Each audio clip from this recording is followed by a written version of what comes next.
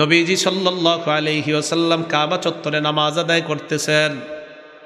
ওয়া আবু জাহলিন ওয়া আসহাবুল লাহু জুলুস, পাশে আবু জাহেল আর তার সাথীরা বসা। ইজ ক্বালা বা'দুহুম লিবাদিন আইয়ুকুম ইয়াজিউ বিসালা জাজুরি আলি ফুলান ফায়াদউহু আলা যহরি মুহাম্মাদিন ইযা সাজাদা। একজন আরেকজনকে বলে, অমুক এলাকায় কে যেতে পারবা? যাওয়ার পর ওই এলাকা থেকে ওটের নারী বুড়িগুলা আনবা, আনার পর মুহাম্মদ যখন সিজদায় যাবে মুহাম্মদের পিঠের উপর রেখে দিবা। বলল, কে পারবা? অমুক এলাকায় যাবে, যাওয়ার পর ওই এলাকা থেকে ওটের নারী বুড়িগুলা আনবা, আনার পর মুহাম্মদ সাল্লাল্লাহু আলাইহি সাল্লাম যখন মুহাম্মদ সিজদায় যাবে তার পিঠের উপর এই ওটের নারী বুড়িগুলা রেখে দিবা। একজন দাঁড়ায় গেছে, নাম উকবা ইবনে আবি মুআইত, পাপিষ্ট দাঁড়ায় কয়, আমি পারবো। ফামবাসা আশকাল কওম ফাজাআ বিহি, হতবাগা লোকটা দাঁড়িয়ে যায়, ওটের নারী বুড়িগুলা নিয়ে আসছে। ফানাজরা, নবীর দিকে লক্ষ্য রাখলো। হাত্তা ইযা সাজাদান নবী সাল্লাল্লাহু আলাইহি ওয়াসাল্লাম, আল্লাহ নবী যখন সিজদায় যায়, ওয়াদাআহু আলা যহরিহি বাইনা কাতিফাইহি, নবীজির পিঠ আর দুই কাঁধের মাঝামাঝি জায়গায় ওই ওটের নারী বুড়িগুলা রেখে দেয়। একবার এই কথাটা আপনি ভাববেন, এই হাদিসটা আপনি সামনে রাখবেন আর মনের মধ্যে কল্পনায় আনবেন, আমার নবী কাবা চত্বরে নামাজ আদায় করে, পাশে আবু জাহেল আর তার সাঙ্গ পাঙ্গরা বসা, মাঝখানে আপনি নিজের কল্পনা করবেন, একদিকে বেঈমানরা বসা আর একদিকে আল্লাহ রাসূল সিজদায়, তার পিঠের উপর ওটের নারী বুড়ি। আব্দুল্লাহ ইবনে মাসউদ বলেন, ফাজাআলু ইয়াদহাকুনা, বেঈমানরা হাসাহাসি করতেছে, ইউহিলু বা'দুহুম আলা বাদিন, হাসতে হাসতে একজন আরেকজনের উপর পড়তেছে। মানে বিষয়টা এমন, দেখো দেখো মুহাম্মদের কেমন দেখা যায়, এভাবে হাসতে হাসতে পড়ে। সূরা আরাফের 66-67 নাম্বার আয়াতে আল্লাহ পাক রব্বুল আলামিন বলেন, قال الملأ الذين كفروا من قومه إنا لنراك في سفاهة وإنا لنظنك من الكاذبين। হুদ আলাইহিস সালাতু ওয়াস সালামকে বেঈমানরা কয়, ও হুদ পয়গম্বর, আমরা তোমার মাঝে নির্বুদ্ধিতা দেখতে পাই আর আমরা তোমারে মিথ্যাবাদী মনে করি। উম্মত নবীরে কয়, আমরা তোমারে মিথ্যাবাদী মনে করি। উম্মত কয় নবীরে, নবী উম্মত না, উম্মত কয় নবীরে। তো আমাদের নবীরে আল্লাহ সান্ত্বনা দিচ্ছে, আপনার পূর্বে নবীদেরকেও মিথ্যাবাদী বলা হয়েছে, তারা কষ্ট সহ্য করেছে। আব্দুল্লাহ ইবনে আমর ইবনুল আস বললেন, বাইনামান নবী সাল্লাল্লাহু আলাইহি ওয়াসাল্লাম ইউসাল্লি বিফিনাইল কাবা, নবীজি কাবা চত্বরে নামাজ আদায় করতেছেন। নামাজ আদায় করার সময় ইজ আকবালা উকবা ইবনে আবি মুআইত, উকবা ইবনে আবি মুআইত ওই যে ওইটা, ওই আগেরটা যেটা আয়েশা উঠে নারী বুড়ি দিছিল, এটা আবার আজকে আসছে। নবীজি নামাজে আসে, আসার পর দেখেন এদিকে তাকান, আখাযা বিমানকিবি রাসূলিল্লাহ, নবীজি নামাজে নবীজির ঘাটটা এইভাবে ধরছে। আমি আপনি হাইয়া আলাস সালাহ শোনার পরেও ঘরের পাশেই মসজিদটা যাচ্ছি না, কল্পনা আনেন রাসূল নামাজে, আল্লাহর পরে যিনি শ্রেষ্ঠ তিনি নামাজে, এই নামাজের অপরাধ মানে উনি কেন নামাজ পড়বে কাবা চত্বরে, এটা একজন কাফের সহ্য করতে পারতেছে না, ঘাড়ে এসে ধরছে। আমি আপনি কত আরামে মসজিদে যেতে পারতেছি, শুধু কি যেতে পারতেছি, আপনি মসজিদে গেলে সবচেয়ে নিরাপদ, কেউ আপনারা জ্বালাবে না, ঠিক না? অথচ দেখেন আমার রসুল মসজিদে নিরাপত্তা পাচ্ছে না, রসুল নামাজ পড়তেছে, বেঈমান গিয়া রসুলের কাঁধে ধরে। পরে কি করছে দেখেন, আমার দিকে তাকান, লাওয়া সাওবাকু ফি উনুকিহি, গলার মধ্যে একটা কাপড় পেঁচে। ওই যুগে আপনার কাপড়গুলো, ওই সুতাগুলো ছিল একটু ধারালো, পেঁচাইয়া দড়ি দিয়া মানুষকে ফাঁসি দিলে আপনার যেইভাবে চেহারাটা আপনার একদম জিব্বার এই অবস্থা।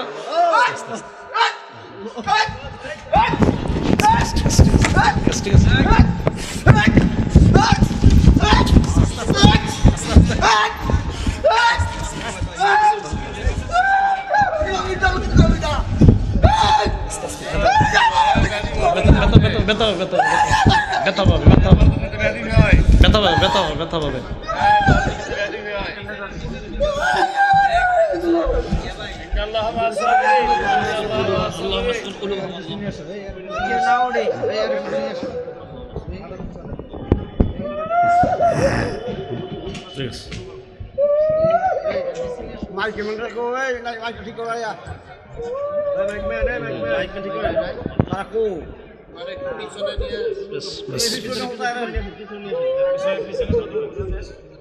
ঠিক আছে, ঠিক আছে।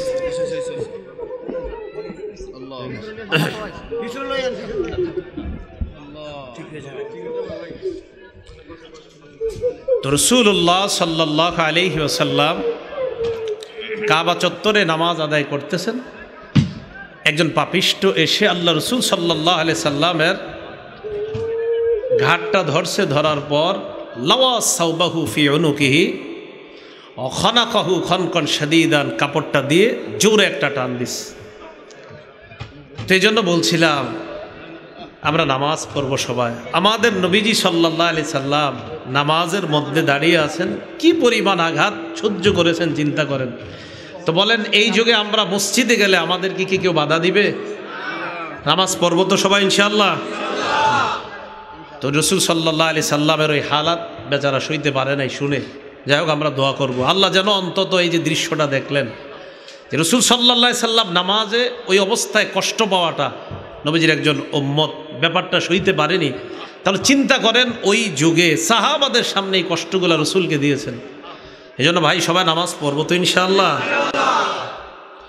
সাহাল ইবনে সাদ রাদিয়াল্লাহু তাআলা আনহুর বর্ণনা, তিনি বলেন আন্না রাসূলুল্লাহ সাল্লাল্লাহু আলাইহি ওয়াসাল্লাম ক্বালা ইয়াউমা খায়বার, নবীজি খায়বারের যুদ্ধে বললেন, খায়বারের যুদ্ধের দিন আল্লাহ রাসূল বললেন লা উতিয়ান্না হাদিহির রায়াতা গাদান রাজুলান ইয়াফতাহুল্লাহু আলা ইয়াদাইহি, আগামীকাল এমন এক ব্যক্তির হাতে পতাকা দিব যার হাতে আল্লাহ খায়বারের বিজয় দান করবেন। সাহাবারা রাতের বেলায় জল্পনায় রাত কাটায় দেয়, কেউ রাতের বেলা ঘুমায় না। ফাবাতান নাসু ইয়াদুকুনা লাইলাতাহুম আইয়ুহুম ইউতাহা, সাহাবারা রাতের বেলা এই জল্পনায় কাটায় দেয়, না জানি কাকে দেওয়া হয় পতাকাটা।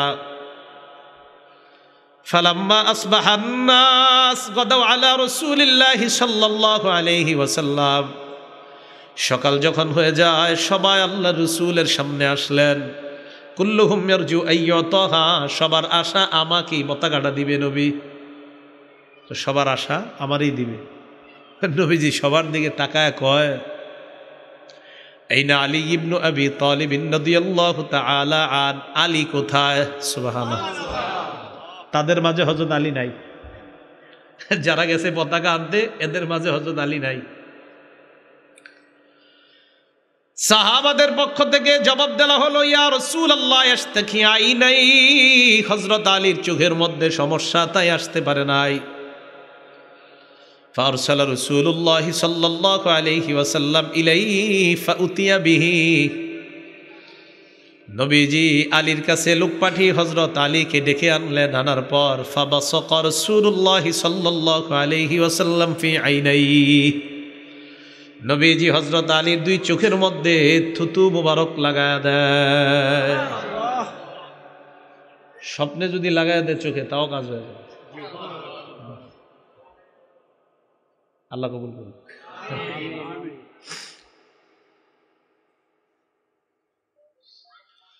ওয়াদাআলাহু, সাথে সাথে দোয়া করছে হযরত আলীর জন্য। সাহাবারা বলেন ফাবারাআ কান্নাহু লাম ইয়াকুন বিহি ওয়াজাউন, এমন ভাবে সুস্থ হয়েছে চোখের দিকে তাকায় মনে হলো আমাদের যে হযরত আলীর চোখে কোনোদিনও কোনো রোগ বিমারি অসুস্থতা হয় নাই।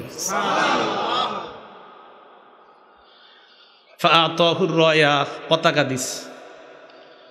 আলী রাদিয়াল্লাহু তাআলা আনহু বললেন উকাতিলু হাত্তা ইয়াকুনু মিসলানা,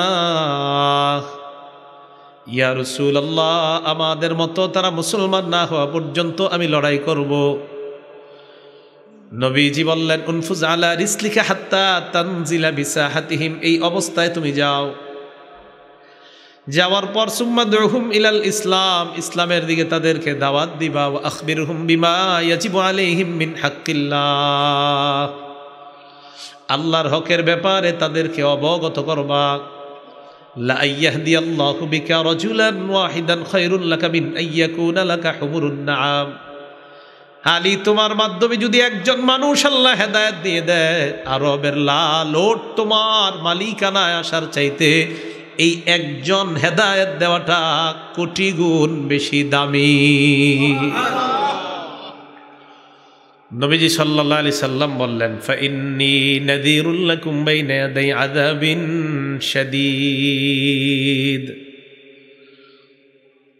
আমি তোমাদেরকে কঠিন আযাবের ভয় দেখাই। আল্লাহ যদি মেনে না নাও, তোমাদেরকে আল্লাহ কঠিন শাস্তি দিবেন। ফাকামা আবু লাহাবিন, আবু লাহাব দাঁড়িয়ে যায় আর বলে, তাব্বান লাকা সাইরাল ইয়াউম আলিহাদা জামাতানা, মুহাম্মদ তুমি কি আমাদেরকে এই কারণে একত্রিত করেছ? তোমার পুরাটা দিন ধ্বংস হোক, নাউজুবিল্লাহ, তুমি ধ্বংস হও, এই কারণে রাখছো আমাদেরকে। ফানাজালাত তাব্বাত ইয়াদা আবি লাহাবিন ওয়া তাব, আল্লাহ আয়াত নাজিল করে দিলেন, আমার নবী ধ্বংস হবে না, আবু লাহাবের দুই হাত ধ্বংস হোক। রাসূল সাল্লাল্লাহু আলাইহি সাল্লাম প্রকাশ্যে তাবলীগ করা শুরু করলেন, দাওয়াত দেওয়া শুরু করলেন। এগুলো তৃতীয় কথা। চতুর্থ কথা, আমাদের নবীর মাধ্যমে নবুয়তের দরজা বন্ধ হয়ে গেছে। সহিহ বুখারীর 3535 নম্বর হাদিসের বর্ণনা, ক্বালা রাসূলুল্লাহ সাল্লাল্লাহু আলাইহি ওয়াসাল্লাম, নবীজি বলেন, ইন্না মাসালি ওয়া মাসালাল আমবিয়াই মিন ক্বাবলি কামাসালি রাজুলিন বানা বাইতান ফাআহসানা ওয়া আজমালা। নবীজি বলেন, আমার আর আমার পূর্ববর্তী নবীদের দৃষ্টান্ত এমন এক ব্যক্তির মতো, যেই ব্যক্তি একটা ঘর বানিয়েছে, ঘরটা বড় সুন্দরভাবে সাজিয়েছে। ইল্লা মাউদিআ লাবিনাতিন ফি জাওিয়া, ঘরের এক কোনায় একটা ইটের জায়গা পরিমাণ ফাঁকা। ঘর কি সমাপ্ত না অসমাপ্ত? ফাজআলান নাসু ইয়াতুফুনা বিহি ওয়া ইয়াজাবুনা লাহু ওয়া ইয়াকুলুনা হাল্লা উদিআত হাযিহিল লাবিনা, জনগণ ওই ঘরটার চারপাশে ঘুরে আর আশ্চর্য হয়। ঘরের সৌন্দর্যতা দেখে মানুষ মুগ্ধ হয়ে যায়। যখন দেখে একটা ইটের জায়গা পরিমাণ ফাঁকা, তখন মানুষ আরো আশ্চর্য হয়ে যায়। এত সুন্দর একটা ঘর, ঘরের কোণার মধ্যে একটা ইটের জায়গা ফাঁকা, মানুষ তখন বলাবলি করে, কেন এই ইটটা লাগানো হলো না? নবীজি বলেন, আনাল লাবিনা আনা খাতামুন নবিয়্যিন লা নাবিয়্যা বাদি, শোনো তোমরা, আমি হলাম সেই ইট, আমার মাধ্যমে আল্লাহ পাক রব্বুল আলামিন ঘরের ওই কোণার ইট লাগিয়ে ঘরের সৌন্দর্যতার সমাপ্ত করে দিয়েছেন। আমার আগ পর্যন্ত সব নবীদের আল্লাহ পাঠিয়ে ঈসা নবী পর্যন্ত ঘর আল্লাহ সাজিয়েছে, একটা জায়গা ফাঁকা, আমার মাধ্যমে নবুয়তের ওই সৌন্দর্যতার সমাপ্ত আল্লাহ করে দিয়েছে। নবীজি বলেন, আমি শেষ নবী, আমার পরে আর নবী নাই। এই গেল 4 নাম্বার কথা। তো নবী আমার পরে আর নবী নাই, তে কাজ করবে কে? এবার 5 নাম্বার কথা, যেহেতু নবী আর আসবে না, তাই নবীদের এই কাজ আমরা করব। কারা করব? আমরা। নবী আর আসবে, তাহলে নবীদের কাজ কে করতে হবে? আমরা। বলেন, উম্মত করতে হবে। কে করতে হবে? উম্মত। এগুলো 5 নাম্বার কথা। সহিহ বুখারীর 3461 নম্বর হাদিসের বর্ণনা, ক্বালা রাসূলুল্লাহ সাল্লাল্লাহু আলাইহি ওয়াসাল্লাম, বাল্লিগু আন্নী ওয়ালাউ আয়া, নবীজি বলেন, আমার পক্ষ থেকে একটি আয়াত যদি হয়, তোমরা অন্যের কাছে তাবলীগ করে দাও, পৌঁছে দাও। কিছু একটা আমার কাছ থেকে জানবা, আমার কাছ থেকে যেটা জানো এটা তোমরা অন্যের কাছে পৌঁছিয়ে দাও। তাহলে এখন বলেন, তাবলীগের কাজ এখন নবীদের না আমাদের? কারণ নবী আর দুনিয়াতে আসবে না, আমাদের নবী শেষ নবী। 5টা মৌলিক কথা আবার বলছি। 1 নাম্বার, সব নবীরা দাওয়াতের কাজ করছে। 2 নাম্বার, আমাদের নবীকে তাবলীগের হুকুম করছে। 3 নাম্বার প্রকাশ্যে তাবলিগ করেছেন, গোপনে তাবলিগ। 4 নাম্বার নবীর মাধ্যমে নবুয়তের দরজা বন্ধ। তাহলে 5 নাম্বার কথা, কাজ করবে কারা? উম্মত এখন তাবলিগের কাজ করবে। দাওয়াতের কাজ যারা করবে তারা মৌলিক 5টা ফলাফল মনে রাখবো। কয়টা? বিশেষ করে আলোচক, ওয়ায়েজ, খতিব সাহেব যারা আছেন, মাশাআল্লাহ অনেক আইম্মে মাসাজিদরা আছেন, এটা আমরা সবার জন্য। জুমার দিন যারা বয়ান করে তারাও একজন দায়ী, যারা ওয়াজ করে তারাও দায়ী, যারা দাওয়াত ও তাবলিগের কাজ করে মানুষের কাছে কাছে গিয়ে দাওয়াত দেয় তারাও দায়ী। এই দায়ীদের মৌলিক কয়টা ফলাফল মনে রাখবো? 1 নাম্বার, যারা মানুষকে কল্যাণের দিকে আহ্বান করে, সৎ কাজের আদেশ করে, অসৎ কাজের নিষেধ করে, আল্লাহ তাদেরকে কোরআনে সফল মুমিন বলে ঘোষণা করেছেন। সূরা আলী ইমরানের 104 নম্বর আয়াতে আল্লাহ বলেন, ওয়ালতাকুম মিনকুম উম্মাতুন ইয়াদউনা ইলাল খায়র ওয়া ইয়া'মুরুনা বিল মা'রুফি ওয়া ইয়ানহাউনা আনিল মুনকার ওয়া উলাইকা হুমুল মুফলিহুন। আল্লাহ বলেন, তোমাদের মধ্যে এমন একটা দল হওয়া দরকার, এমন একটা দল হতে হবে, এমন একটা দল হওয়া উচিত যারা মানুষকে কল্যাণের দিকে আহ্বান করবে, সৎ কাজের আদেশ করবে, অসৎ কাজের নিষেধ করবে, আর তারাই হলো সফল কাম। তাহলে যারা দাওয়াতের কাজ করবে তাদেরকে আল্লাহ সফল বলেছেন। 2 নাম্বার, যারা কল্যাণের দাওয়াত দিবে, আল্লাহর দিকে মানুষকে দাওয়াত দিবে, তাদের কথা কোরআনে আল্লাহ শ্রেষ্ঠ কথা বলে ঘোষণা করেছেন। সূরা হামিম আস-সাজদা 33 নম্বর আয়াত, যে আয়াতটা আমি ভূমিকাতে তেলাওয়াত করেছি। আল্লাহ বলেন, ওয়ামান আহসানু কাওলাম মিম্মান দাআ ইলাল্লাহি ওয়া আমিলা সালিহান ওয়া ক্বালা ইন্নানি মিনাল মুসলিমিন।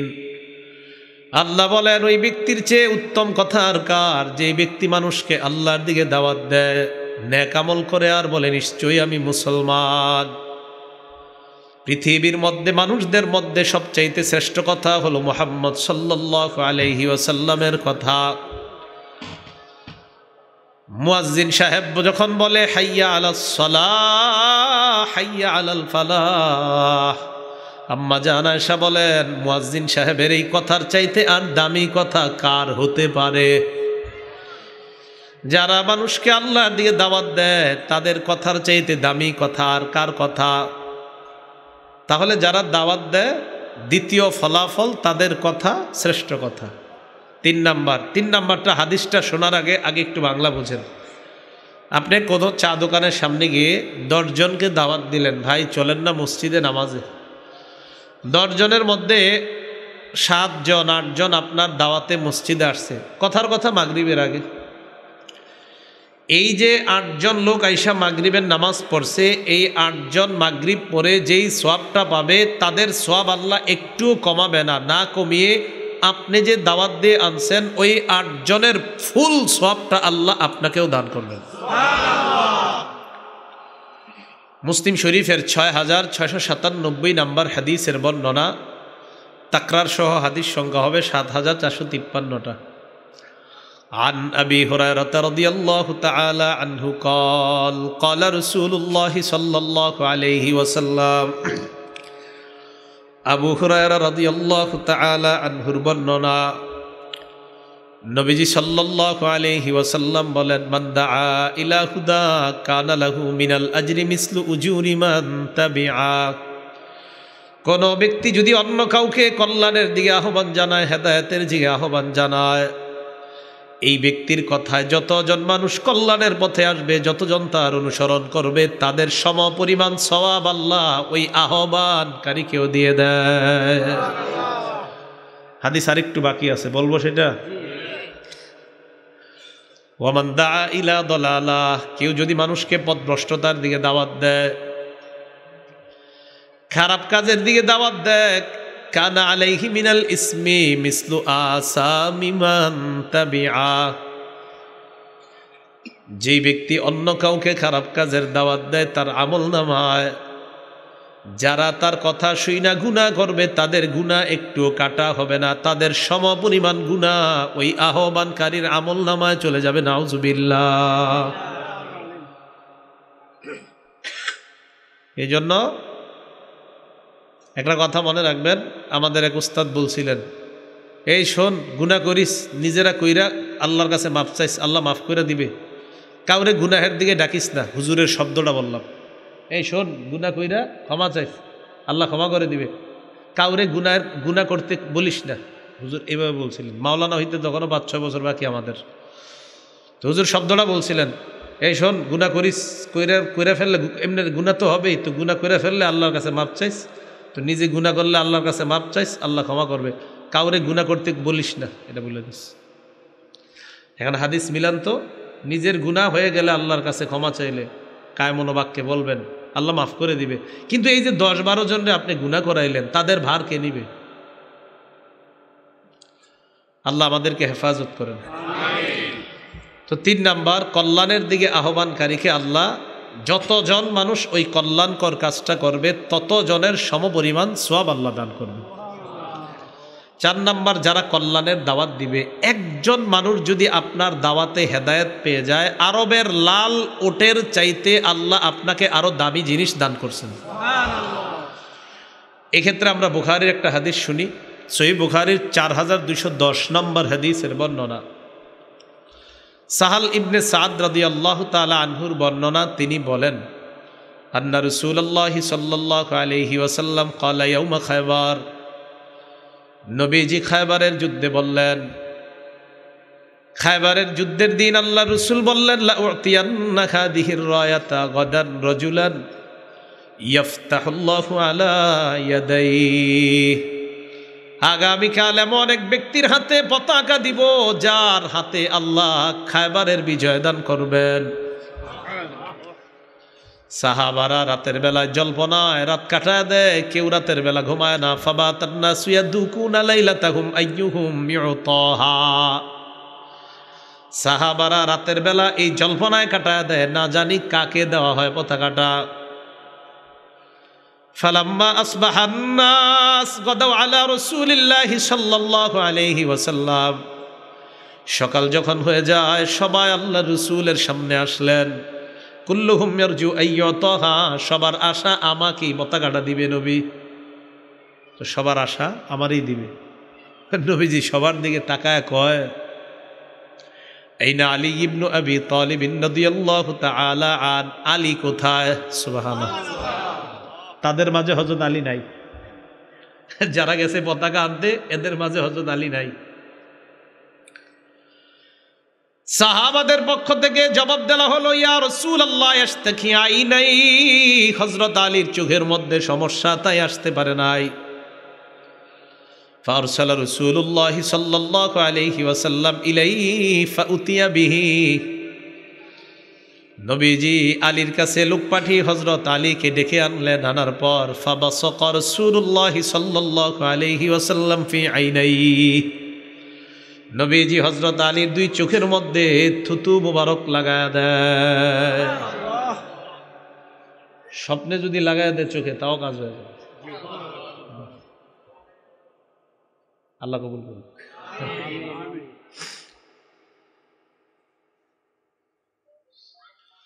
ওয়াদআ লাহু, সাথে সাথে দোয়া করছে হযরত আলীর জন্য। সাহাবারা বলেন, ফাবারআ কান্নাহু লাম ইয়াকুন বিহি ওয়াজাউন, এমন ভাবে সুস্থ হয়েছে, চোখের দিকে তাকায় মনে হলো আমাদের যে হযরত আলীর চোখে কোনোদিনও কোনো রোগ বিমারি অসুস্থতা হয় নাই। সুবহানাল্লাহ।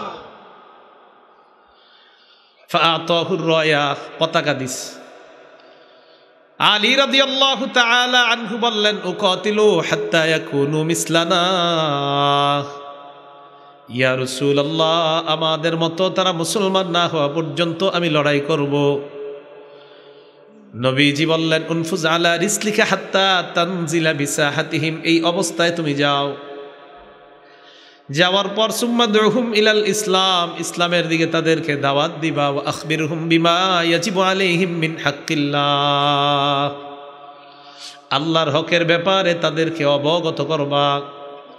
লা ইয়াহদিয়াল্লাহু বিকা রাজুলান ওয়াহিদান খায়রুল লাকা মিন আইয়াকুনা লাকা হুমুরুন নাআম, খালি তোমার মাধ্যমে যদি একজন মানুষ আল্লাহ হেদায়েত দিয়ে দেয়, আরবের লাল ওট তোমার মালিকানায় আসার চাইতে এই একজন হেদায়েত দেওয়াটা কোটি গুণ বেশি দামি। খায়রুন, উত্তম, দামি। একটা মানুষ যদি আল্লাহ তোমার দ্বারা হেদায়েত দেয়, তাহলে দাওয়াতের 4 নাম্বার ফলাফল, একটা মানুষ যদি আপনার কারণে হেদায়েত পেয়ে যায়, আরবের লাল ওটের মালিক হওয়ার চাইতে আরো দামি জিনিসের মালিক আল্লাহ আল্লাহকে বানায় দিস। 5 নাম্বার, যারা দাওয়াতের কাজ করি, তাবলিগের কাজ করি, পৌঁছানোর কাজ করি, তাদের জন্য নবীজি 1500 বছর আগে দোয়া করে গেছে। তিরমিজি শরীফের 2657 নাম্বার হাদিস। বিশেষ করে খতিব সাহেব যারা আছে, তারা তো প্রত্যেক জুমায় এত পরিমাণ নবীজির এই দোয়াটা পায়। ক্বালা রাসূলুল্লাহ সাল্লাল্লাহু আলাইহি ওয়াসাল্লাম, তিরমিজির বর্ণনা 2657 নাম্বার হাদিসে আল্লাহ রাসূল বলেন, নাদ্দারাল্লাহু ইমরাআন সামিআ মিন্না শাইআন ফাবাল্লাগাহু কামা সামিআ। ওই ব্যক্তিকে আল্লাহ আলোক উজ্জ্বল বানায় দেন, ওই ব্যক্তিকে আল্লাহ আলোকিত বানায় দেন, যেই ব্যক্তি আমার কাছে কিছু শুনে, শোনার পর যেইভাবে শুনেছে ওইভাবে অন্যের নিকট পৌঁছিয়ে দিয়েছে। সাহাবারা শুনছে, পৌঁছাইছে, এরপর এইভাবে আস্তে আস্তে আস্তে আস্তে এই পর্যন্ত। তো যতটুকু শুনবো ততটুকু যদি তাবলিগ করি, আল্লাহ রসুলের দোয়া পাওয়া যায়। এই হলো 5টা ফলাফল। 1 নাম্বার সফল, 2 নাম্বার দায়ীর কথা শ্রেষ্ঠ কথা, 3 নাম্বার যিনি দাওয়াত দেয় তার আহ্বানে যতজন কল্যাণের সাড়া দিবে ওই পরিমাণ সওয়াব তিনিও পাবে। 4 নাম্বার আরবের লাল ওটের মালিকানার চাইতেও একজন হেদায়েত পেয়ে যাওয়াটা আরও বেশি উত্তম। 5 নাম্বার দায়ীর জন্য, দায়ী যেন আলোকিত হয়ে যায়, তাকে যেন আলোকিত বানায়া দেয় আল্লাহ। এই নবী 1500 বছর আগে দোয়া করে গেছেন। তাহলে দায়ীর জন্য নবী দোয়া করে গেছেন। তাহলে ভূমিকায় জানলাম 5 কথা, ফলাফল 5টা, হইল কয়টা? 5টা। যিনি দাওয়াত দিবে, যিনি বক্তা হবে, যিনি আলোচনা করবে, যিনি মুবাল্লিগ হবে, যিনি দায়ী ইলাল্লাহ হবে, তার মৌলিক 9টা গুণ থাকা দরকার। কয় গুণ? 9 গুণ। 1 নাম্বার আল ইখলাসু ফিদ দাওয়া, ইখলাসের সাথে দাওয়াত দেওয়া। কিসের সাথে? ইখলাসের সাথে দাওয়াত দেওয়া। দাওয়াত একটা ইবাদত, এই ইবাদত ইখলাসের সাথে করা। বলেন আমার সাথে, দাওয়াত কি? ইবাদত। এই ইবাদত কিসের সাথে করা? ইখলাস। সূরা জুমারের 11 নাম্বার আয়াতে আল্লাহ বলেন, কুল ইন্নী উমিরতু আন আ'বুদাল্লাহা মুখলিসাল লাহুদ্দীন। নবী আপনি বলেন, আমাকে আদেশ করা হয়েছে আমি যেন একনিষ্ঠভাবে আল্লাহর ইবাদত করি। তাহলে 1 নাম্বার একনিষ্ঠভাবে দাওয়াত দেওয়া। 2 নাম্বার যিনি দাওয়াত দিবেন তিনি এই বিশ্বাস করবেন, ইয়াতাকিদু আন্নাহু ওয়ারিসুন লিন-নবী সাল্লাল্লাহু আলাইহি ওয়াসাল্লাম। যিনি দাওয়াত দিবেন, যিনি দাঈ ইলাল্লাহ হবেন, যিনি আলোচক হবেন, যিনি খতিব হবেন, তিনি মনে করতে হবে, যিনি মুআল্লিম হবেন, যিনি মুহাদ্দিস হবেন, যিনি মুফাসসির হবেন, যিনি মুফতি হবেন, যিনি শেখুল হাদিস হবেন, তিনি মনে করতে হবে আমি আল্লাহর নবীর ওয়ারিস। মিরাজ বন্টনে কোনো প্রকার খেয়ানত করা যাবে না, মিরাজ বন্টনে খেয়ানত করা যাবে না। এই মঞ্চে বসা, এখানে বসে কথা বলা মানে আল্লাহ রসুলের মিরাজ বন্টন করা। এই বন্টনে একটু খেয়ানত করা যাবে না। খুব উঁচা জিনিস, খুব কঠিন কাজও হের ফেরে ঝামেলা হয়ে যেতে পারে। আস-সিলসিলাতুস সহিহা 2700 নাম্বার বর্ণনা। ক্বালা রাসূলুল্লাহ সাল্লাল্লাহু আলাইহি ওয়াসাল্লাম, নবীজি বলেন, ইয়া আইয়ুহান নাস ইন্না রাব্বাকুম ওয়াহিদ।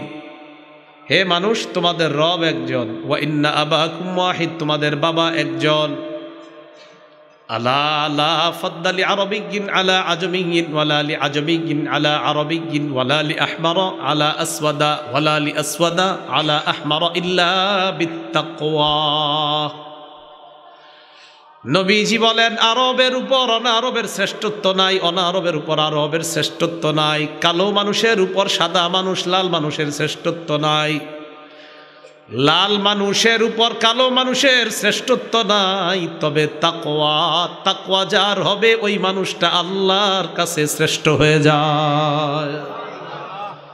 যার মধ্যে তাকওয়া থাকবে, আল্লাহর ভয় থাকবে, ওই মানুষটা আল্লাহর কাছে শ্রেষ্ঠ হয়ে যায়, সম্মানিত হয়ে যায়।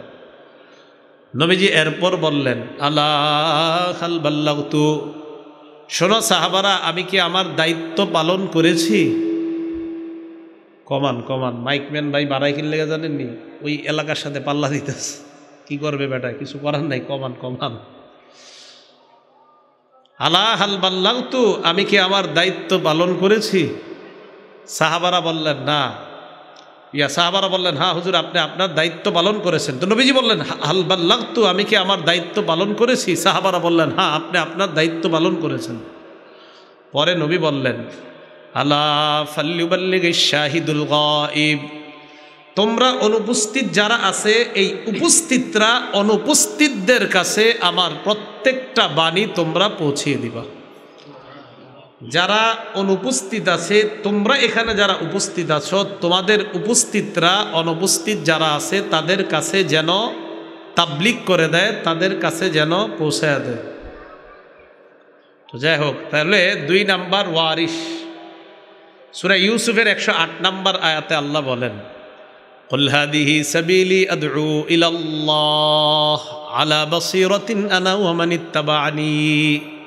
নবী আপনি বলেন, আমি জেনে শুনে এই রাস্তায় দাওয়াত দেই, এটা আমার রাস্তা, আমি দাওয়াত দেই, আর আমার যারা অনুসরণ করে তারাও এই রাস্তায় দাওয়াত দেয়। আমরা কি নবীজির অনুসরণ করি? আমরা নবীর অনুসরণ করি না? তাহলে আমাদেরও কাজ এই রাস্তায় দাওয়াত দেওয়া। এগুলো 2 নাম্বার। 3 নাম্বারটা একটু গুরুত্ব সহকারে বুঝবেন। আইয়াকুনা সাবিতান ফিদ দাওয়া, অবিচলভাবে দাওয়াতের কাজ করা।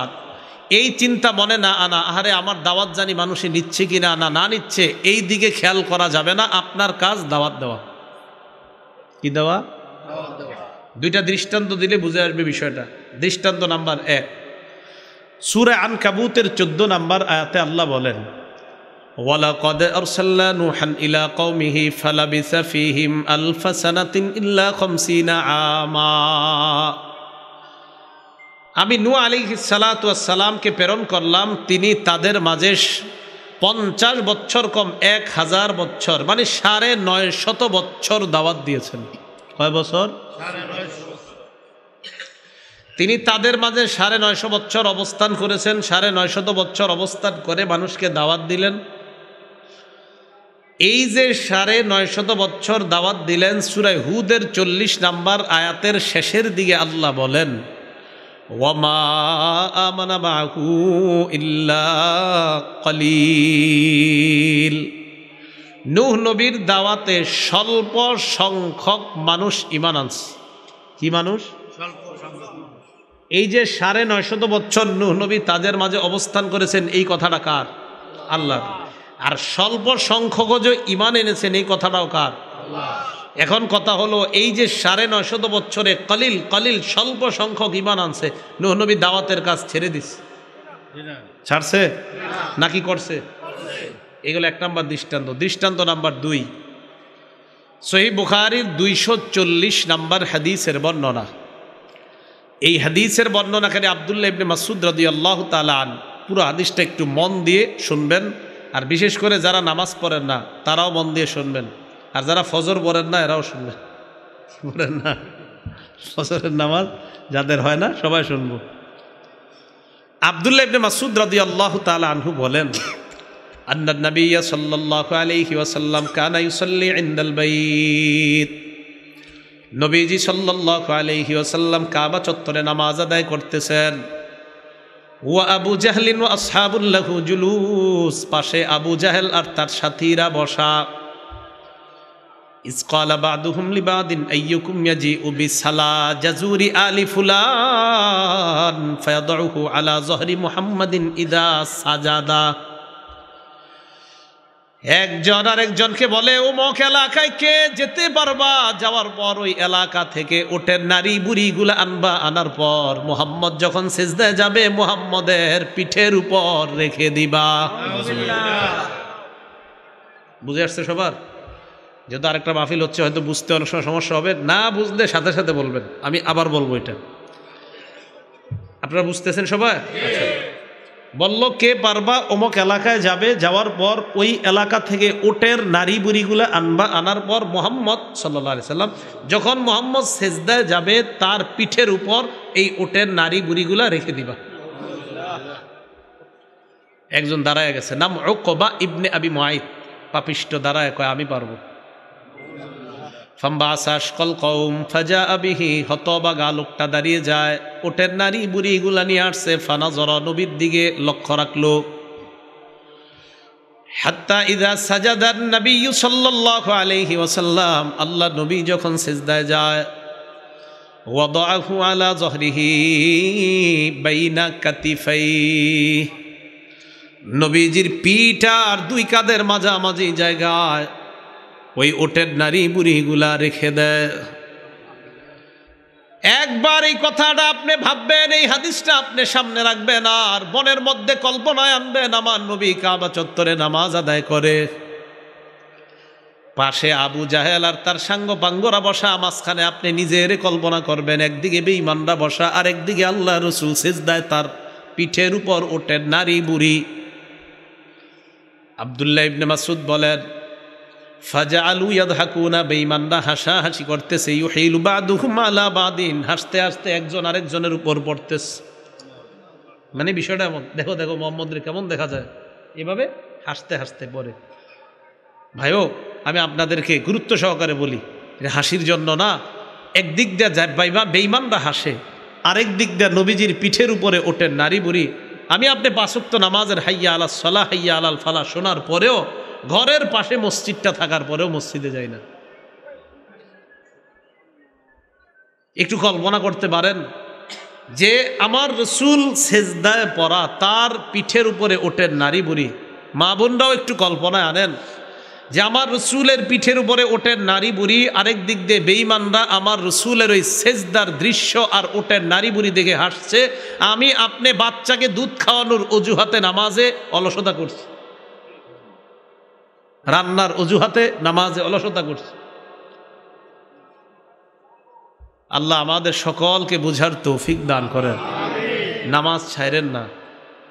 তো বেঈমানরা হাসাহাসি করতেছে। ফাজা আথু ফাতেমা, ফাতেমা রাদিয়াল্লাহু তাআলা আনহা আসলেন।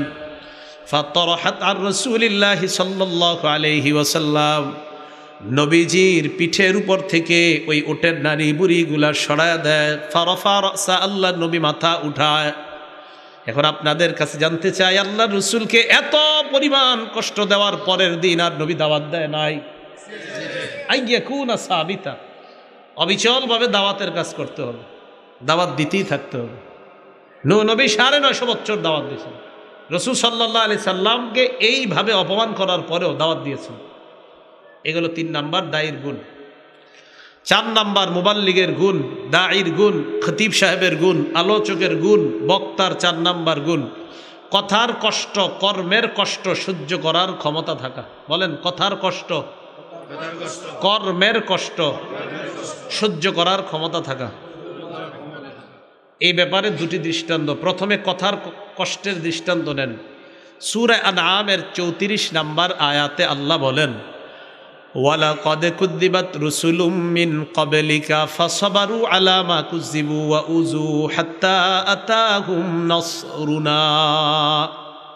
আপনার পূর্বে রাসূলদেরকে মিথ্যাবাদী বলা হয়েছে, মিথ্যাবাদী বলা হয়েছে, নবীদেরকে মিথ্যাবাদী বলা হয়েছে। কষ্ট দেওয়ার পরেও তারা ধৈর্য ধারণ করেছে।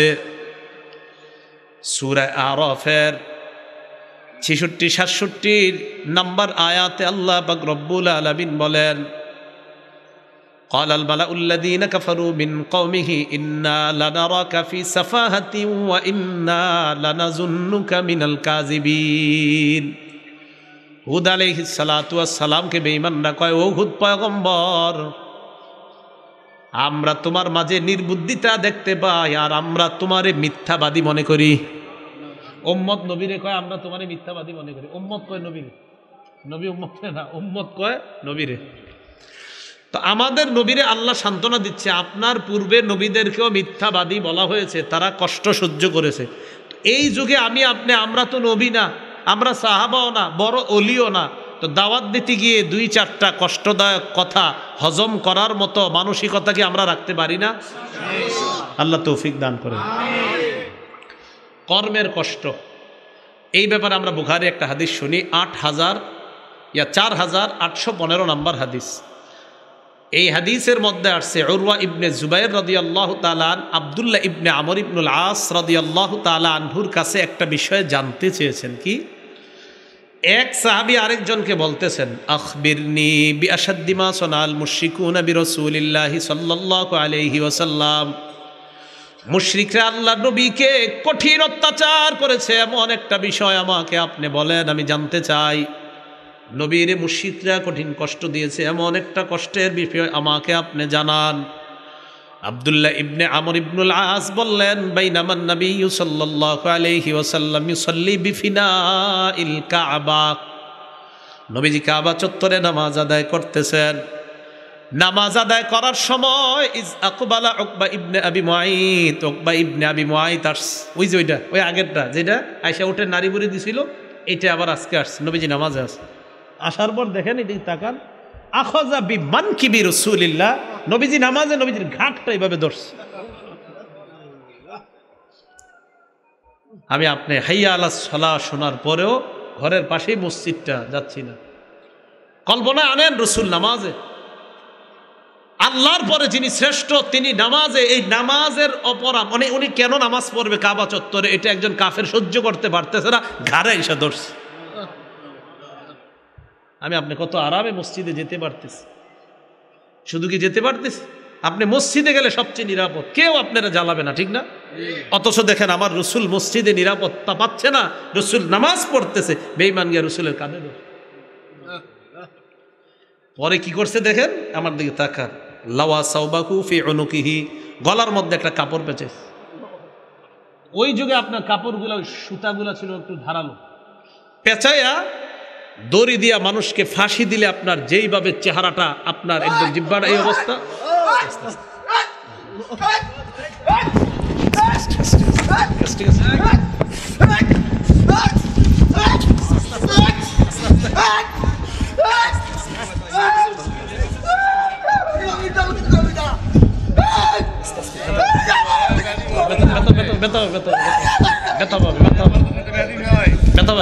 ব্যথা পাবে।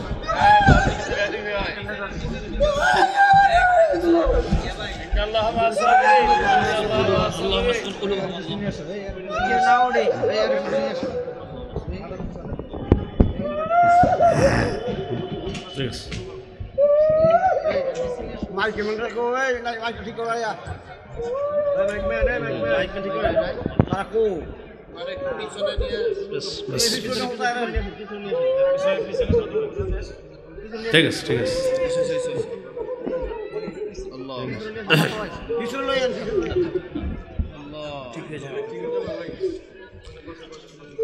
তো রাসূলুল্লাহ সাল্লাল্লাহু আলাইহি ওয়াসাল্লাম কাবা চত্বরে নামাজ আদায় করতেছেন। একজন পাপিষ্ট এসে আল্লাহ রসুল সাল্লাল্লাহু আলাইহি সাল্লামের ঘাটটা ধরছে, ধরার পর লাওয়া সাওবাহু ফি উনুকিহি খানাকাহু খনকন শাদীদান, কাপড়টা দিয়ে জোরে একটা টান দিস। তো এই জন্য বলছিলাম আমরা নামাজ পড়ব সবাই, আমাদের নবীজি সাল্লাল্লাহু আলাইহি সাল্লাম নামাজের মধ্যে দাঁড়িয়ে আছেন, কি পরিমাণ আঘাত সহ্য করেছেন চিন্তা করেন। তো বলেন এই যুগে আমরা মসজিদে গেলে আমাদের কি কেউ বাধা দিবে? নামাজ পড়ব তো সবাই ইনশাআল্লাহ। তো রাসূল সাল্লাল্লাহু আলাইহি সাল্লামের ওই হালাত বেচারা সইতে পারে নাই শুনে, যাই হোক আমরা দোয়া করব আল্লাহ যেন অন্তত এই যে দৃশ্যটা দেখলেন যে রাসূল সাল্লাল্লাহু আলাইহি সাল্লাম নামাজে ওই অবস্থায় কষ্ট পাওয়াটা, নবীজির একজন উম্মত ব্যাপারটা সইতে পারেনি। তাহলে চিন্তা করেন ওই যুগে সাহাবাদের সামনে এই কষ্টগুলো রাসূলকে দিয়েছেন। এই জন্য ভাই সবাই নামাজ পড়বো তো ইনশাআল্লাহ। তো নবীজি সাল্লাল্লাহু আলাইহি সাল্লামকে এইভাবে যখন ধরছেন, ফাআকবালা আবু বকরিন সিদ্দিক রাদিয়াল্লাহু তাআলা আন, আবু বকর সিদ্দিক রাদিয়াল্লাহু তাআলা আনহু আসলেন। আসার পর ফাআখাযা বিমানকিবিহি ওয়া দাফা'a রাসূলিল্লাহি সাল্লাল্লাহু আলাইহি ওয়াসাল্লাম, নবীজি সাল্লাল্লাহু আলাইহি ওয়াসাল্লামের সামনে থেকে তাকে ধাক্কা মেরে সরিয়ে দেয়। আবু বকর সিদ্দিক বললেন, তাকতুলুনা রাজুলান আইয়াকুলা রাব্বি আল্লাহ। একটা মানুষকে এই কারণে তোমরা হত্যা করতে চাও যে মানুষটা বলে আমার রব হলেন আল্লাহ। রবকে আল্লাহ। একটা মানুষকে এই কারণে তোমরা মেরে ফেলবা যিনি বলে আমার রব আল্লাহ। এই কারণে কি একটা মানুষকে মেরে ফেলতে হবে? তো যে বিষয়টা বুঝাইতে চাইছে, এই যে কর্মের কষ্ট নবীজিকে দিলেন, পরের দিন দাওয়াত দেয়নি। তাহলে কথার কষ্ট, কর্মের কষ্ট সহ্য করে দায়ীকে সামনের দিকে দাওয়াত দিতে হবে। এই হলো 4 নাম্বার গুণ।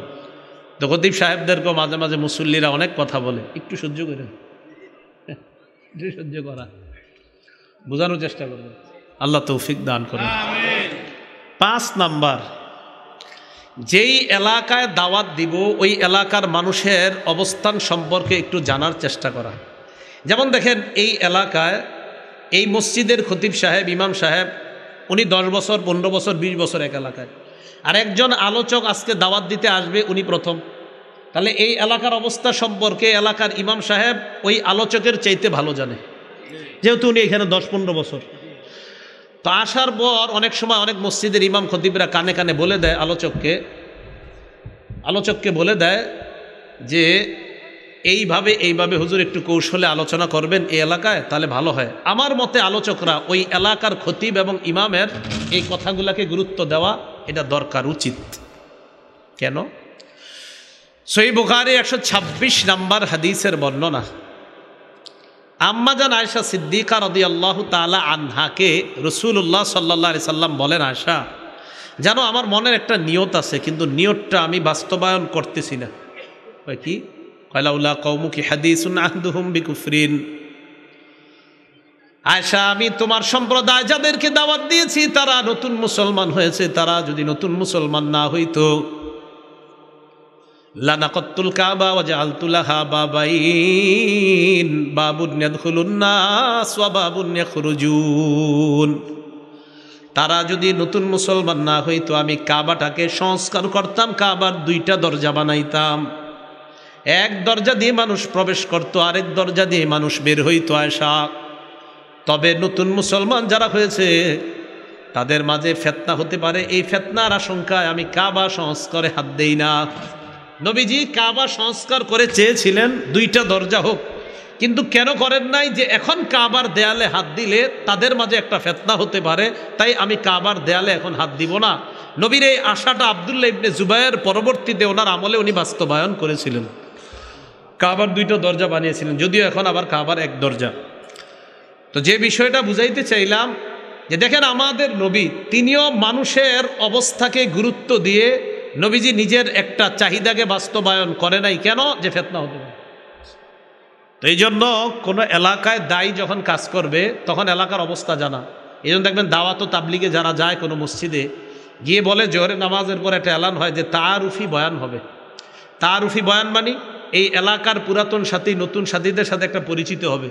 ভাই পুরাতন সাথী কারা কারা আছে নাম দেন, নতুন সাথী কারা কারা আছে নাম দেন। কেন? এটা কি দরকার? এটা এই জন্য দরকার, তাহলে এই এলাকায় দাওয়াতের কাজ করাটা সহজ হয়ে যাবে। এগুলো 5 নাম্বার দায়ীর গুণ। 6 নাম্বার, আইয়াকুনা আলিমান বিশরিয়াতিল্লাতী ইয়াদউন নাসা ইলাইহা। যিনি দাওয়াত দিবে, যেই বিষয়ে দাওয়াত দিবে তিনি ওই বিষয়ে পূর্ণ জ্ঞান রেখে দাওয়াত দিতে হবে। আমি যতটুকু বলবো এতটুকু আমার জানতে হবে, তারপর বলতে হবে। আমি ভুল ভাল জেনে বলাটা এটা ঠিক না। আমি যতটুকু দাওয়াত দিব ততটুকুর অন্তত জ্ঞান আমার থাকতে। এটা কথার কথা। ভাই আমি আপনাদের সামনে আসছি লা ইলাহা ইল্লাল্লাহ এটার দাওয়াত দিতে, তো আমার উচিত লা ইলাহা ইল্লাল্লাহ বিশুদ্ধ উচ্চারণে এই লা ইলাহা ইল্লাল্লাহ নিজে পড়ব, অন্যকে পড়াবো, আর এটার সামান্য কিছু বাস্তবতা বলবো। ভাই আল্লাহ ছাড়া কোনো ইলাহ নাই, আল্লাহ ছাড়া কোনো ইলাহ নাই, আল্লাহই একমাত্র খালেক, আল্লাহই রাজ্জাক, আল্লাহই রব, আল্লাহই লালনকারী, আল্লাহই পালনকারী। অন্তত ন্যূনতম এই লা ইলাহা ইল্লাল্লাহর এই ধারণাটা যিনি দাওয়াত দিবে তার মাঝে থাকা, যে আল্লাহ ছাড়া কোনো ইলাহ নাই। তখন কিভাবে বলা? যে আল্লাহ হলেন খালেক, আমরা হলাম মখলুক, খালেক সব কিছু করতে পারে, মাখলুকের কোনো মুখাপেক্ষী না খালেক, কিন্তু মাখলুক খালেকের মুখাপেক্ষী, খালেকের সাহায্য ছাড়া মাখলুক কিছুই করতে পারবে না। তো অন্তত এই জ্ঞানগুলা থাকা। 7 নাম্বার, যিনি দাওয়াতের কাজ করবেন তিনি সকলের কল্যাণ কামনা করা। বলেন কি করা? তো আমার সাথে আজকে থেকে একটা কথা সবাই আমরা ওয়াদা করি, বলেন আমরা সকল মুসলমানের কল্যাণ কামনা করি। ঠিক আছে তো ইনশাআল্লাহ? সহিহ বুখারীর 57 নম্বর হাদিসের বর্ণনা, আন জারির ইবনে আব্দুল্লাহ রাদিয়াল্লাহু তাআলা আনহু قال بايعت رسول الله صلى الله عليه وسلم على إقام الصلاة وإيتاء الزكاة والنصح لكل مسلم। জারির ইবনে আব্দুল্লাহ বলেন, আমি আল্লাহর রাসূলের কাছে বায়াত হলাম নামাজ প্রতিষ্ঠিত করার, যাকাত আদায় করব, সকল মুসলমানের কল্যাণ কামনা করব, এই মর্মে বায়াত হলাম। তাহলে নবীর হাতে হাত রেখে বায়াত হলাম, আমি নামাজ কায়েম করব, আমি যাকাত আদায় করব, আমি সকল মুসলমানের কল্যাণ কামনা করব। 8 নাম্বার, যিনি দাওয়াত দিবে, যাদেরকে দাওয়াত দিবে তাদের হেদায়েতের জন্য দোয়া করা, এটা দায়ীর 8 নাম্বার গুণ। সহিহ বুখারীর 2937 নাম্বার হাদিস, 2937। এই হাদিসের মধ্যে আসছে দাউস নামে একটা গোত্র ছিল, এই গোত্রের আমর ইবনে তুফাইল আদ-দাউসি এবং তার সাথীরা নবীজির কাছে আসছে। আসার পর বললেন, ইন্না দাউসান আসদ ওয়া আবাদ, হুজুর দাউস গোত্র নাফরমানি করছে, অস্বীকার করেছে, আপনি তাদের বিরুদ্ধে বদদোয়া করেন। কি বললেন? বদদোয়া। কি বললেন নবীজিকে কি করতে? নবীজি বললেন, আল্লাহুম্মা হদি দাউসান ওয়াতি বিহিম। আহারে কেমন নবী! নবীজিকে বললেন বদদোয়া করেন, আমার নবী বললেন, আল্লাহ দাউস গোত্রকে আপনি হেদায়েত দান করেন। চাইছে কি? করলেন কি? দেখছেন নবী কেমন? হুজুর বদদোয়া করেন। নবীজি বললেন, আল্লাহুম্মা হদি দাউসান, আল্লাহ দাউস গোত্রকে আপনি হেদায়েত দান করেন, ওয়াতি বিহিম, তাদের সবগুলারে ইসলামের পথ ছায়া তলে নিয়ে আসেন। আমাদের নবীর এই কথাগুলা অন্যদের মাঝে ছড়িয়ে দেন, যে দেখো আমাদের নবী তো এমন। তাকে এসে মানুষকে বদদোয়া করেন, আমার নবীকে আল্লাহ তারে হেদায়েত দেন। 9 নাম্বার, যিনি দাওয়াতের কাজ করবে তিনি যা বলবে নিজেও তা আমল করবে, এটা 9 নাম্বার গুণ দায়ী। সূরাতুস সফফি 2-3 নাম্বার আয়াতে আল্লাহ বলেন, ইয়া আইয়ুহাল্লাযীনা আমানু লিমা তাকুলুনা মা লা তাফআলুন, হে ঈমানদারগণ তোমরা যা করো না তা কেন বলো? কাবুরা মাকতান ইনদাল্লাহি আন তাকুলু মা লা তাফআলুন, তোমরা যা করো না তা বলাটা আল্লাহর কাছে কত বড় অপরাধ। তাহলে আমরা যা বলি তা করা। আমরা অন্যদেরকে বলবো ভাই আপনি নামাজ পড়েন, আমিও পড়বো। আমরা অন্যদেরকে বলবো ভাই আপনি রোজা রাখেন, মানে দাওয়াত দিলাম, ভাই আমিও রোজা রাখবো। ভাই আপনি হজ করেন টাকা থাকলে, আমিও টাকা হইলে হজ করব। এই হলো আমি যা বলবো নিজেও তা পালন করব। সূরা বাকারা 44 নাম্বার আয়াতে আল্লাহ বলেন, আতা'মুরুনা আন-নাসা বিল বিররি ওয়া তানসাউনা আনফুসাকুম, তোমরা কি কল্যাণের আদেশ করছো, সৎ কাজের আদেশ করছো, আর নিজেদেরকে ভুলে যাচ্ছ? বলেন আমরা সৎ কাজের আদেশ করব, নিজেরাও সৎ পথে চলবো। বলেন তো কথাটা, আমরা সৎ কাজের আদেশ করব, নিজেরাও সৎ পথে চলবো ইনশাআল্লাহ। তাহলে কয়টা গুণ হইল দায়ের? 9টা। আগের 10 আর 9 কত হইল? কয় নাকা কত? দাওয়াত দেওয়ার 4 পদ্ধতি। বলেন দাওয়াত দেওয়ার পদ্ধতি কয়টা? 1 নাম্বার, কৌশলে দাওয়াত দেওয়া। কিভাবে দাওয়াত দেওয়া?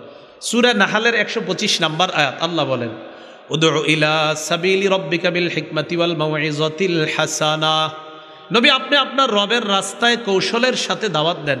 ওয়াল মাউইযাতিল হাসানা, এবং আপনি উত্তম ওয়াজের মাধ্যমে দাওয়াত দেন, কৌশলে এবং উত্তম ওয়াজের মাধ্যমে।